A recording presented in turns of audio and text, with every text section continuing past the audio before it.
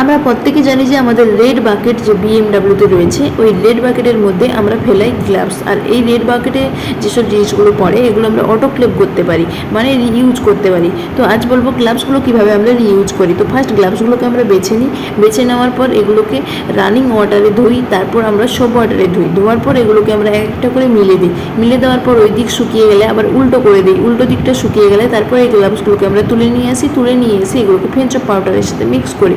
Mix করার পর গ্লাভসগুলোকে একটা স্টেপ বাই স্টেপ ভাঁজের প্রসিডিওর রয়েছে, যেগুলোকে আমরা ভাঁজ করি এবং ভাঁজ করার পর একটা গার্ডার দিয়ে রেখে দিই। তাছাড়া রাবার শিটগুলোকেও আমরা সেমভাবে রানিং ওয়াটার সোপ ওয়াটারে ওয়াশ করি এবং তারপর এটাকে হালকা লাইটে বা অন্ধকার ঘরে হালকা আলো যেখানে রয়েছে ওখানে আমরা শুকোতে দিই। শুকোনোর পরে এগুলোকে আমরা নিয়ে এসে ফ্রেঞ্চ পাউডারে মিক্স করি এবং এগুলোকে স্টেপ বাই স্টেপ ভাঁজ করি এবং ভাঁজ করার পর এগুলোকে সব অটোক্লেভ করি এবং অটোক্লেভ করার পর আমরা আবার রিইউজ করতে পারি।